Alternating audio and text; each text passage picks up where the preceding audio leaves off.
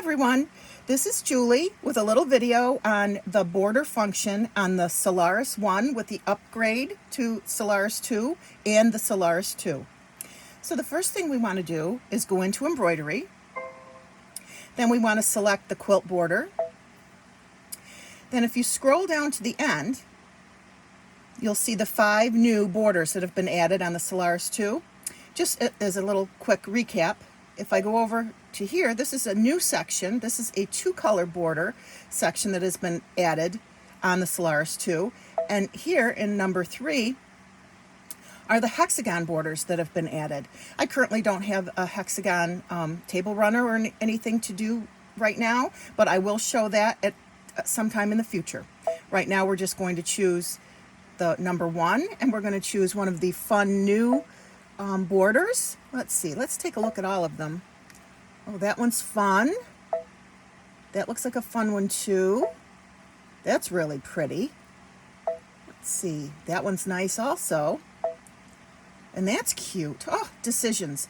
I think because what I'm doing is I'm going to be doing the border on my Kimberbell Love Notes quilt. And I think this one is a fun border to use. So I'm going to go ahead and hit set. And I need to choose which type of split that I want. And because my quilt is 40 by 41, I want to go ahead and choose this one. Now I'm going to put in the parameters. My quilt is 40 inches, my quilt border is 40 inches wide by 41 inches tall. And I want my design to be 3 inches. I'm going to hit set. I've also chosen my 10 5/8 by 16 inch hoop. Then I'm going to hit next. This is going to show me how my layout is going to be. It's telling me there's going to be 16 pieces of this border. If I had wanted this to be a triple stitch, I could do it in triple stitch. I think that maybe I will do that. Then I'm going to hit memory. It prompts me the data was saved in the machine's memory. Is it okay to embroider the data? Yes, it is. So now it's been saved here. I'm going to go ahead and touch this function. And now I could go in and just embroider these individually. I don't want to do that. I want to tell it, I want the whole thing. I want all the help I can get from my machine. I'm going to hit set. Now it's going to prompt me to begin sewing. From the upper right corner of the fabric, attach the embroidery frame with the initial sewing position. And I'm going to say OK. It says use the move pattern keys to adjust the inside corner of the pattern. So that's what I'm going to do. So now it has moved. Line my design up. I want to make sure that I'm not getting too close to the edge,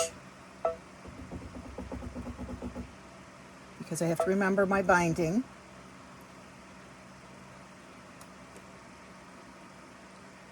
Right, I'm going to say OK. Go ahead and put my foot down. It's not where I want it to be. Now I can't seem to get the camera angle so you can see, but right here is a little crosshair, and my image is being projected onto my design is being projected as an image onto my fabric. So what I'm doing is just making sure that my crosshair, which is in the upper right hand corner, is going to be far enough away from my edge so that I have room for my binding. I'm just going to tweak it just a little bit. Looks pretty good to me. Maybe one more tick or two. Then I'm going to click OK. See, I've moved my design. I'm going to click OK. Then I am going to go ahead, put my foot down. So first I think it would be a great idea if I threaded my needle. Thread my needle. Now I'm going to put my foot down. And I want to slow my speed down just because I'm at maximum speed right now, and I think I just want to slow it down until I see what's going on with this. I'm going to slow it to about half speed. Then I'm going to hit start. And I did put some stabilizer behind this, a tearaway stabilizer, because I'm going to stop it and I'm going to just clip my threads here. Turn the camera a little bit. Please don't get seasick. It's not entirely hooped up here, so I wanted some stabilizer behind it. Normally I wouldn't do that, but it's just a tearaway, and it will easily tear away from the back. Now what I am doing is I'm supporting the weight of this quilt with my hands, because it is quite heavy, and I'm also just smoothing this down while it stitches.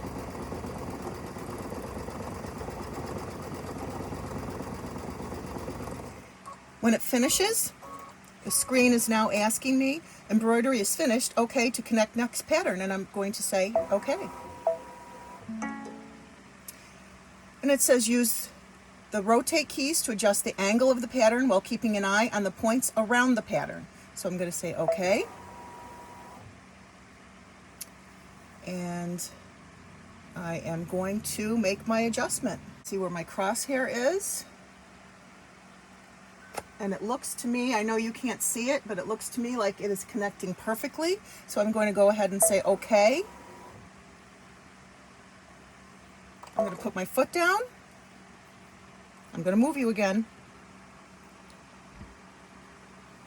And I'm going to hit start. And it has connected perfectly. I did no adjustments to the rotation on it, and it just connected perfectly. So I'm going to continue to do this all the way down. I'll have to rehoop a couple times. And then when we get to the corner, I'll show you how we do that. Okay, so we're at the corner now. So it's telling me the embroidery is finished, asking me if it's okay to connect the next pattern. I'm going to say okay. It's going to tell me that I need to rehoop, but I need to turn the fabric 90 degrees counterclockwise and then rehoop it in the embroidery frame. So the Solaris, with its border function, is so intuitive. It knows when I've gotten to the corner, and it's telling me exactly what to do. This could not have been easier. Well, let me preface that with doing this quilt with all the embroidering on it. The Love Notes quilt is not for the faint of heart. It is not the easiest thing in the world to quilt, but this function on the Solaris makes my life so easy. It's wonderful. Okay, so I've rotated my fabric. I've brought my design up on the screen. I am moving it. Now I have to say, the border function in the Solaris, the original Solaris, was awesome. Very easy to do. With the new upgrade, they have streamlined it. It is exceptionally easy to do, and it is just well worth going for the upgrade. And now I'm going to position it. I'm going to check the rotation of it, and it looks pretty good. So I'm going to go ahead and stitch it. And now we're on the last leg of our journey. We're stitching out the last of our continuous border. So what I have to do now is line up the pattern with the previous one. I don't know if you can see this. It's very hard to see.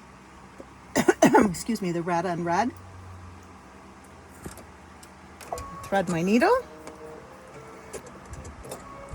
And just make sure that this is lined up properly.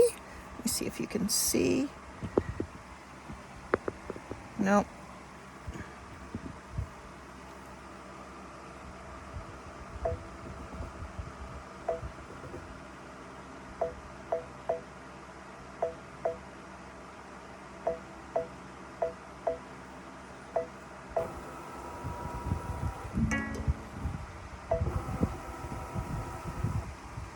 It's asking me to check the angle.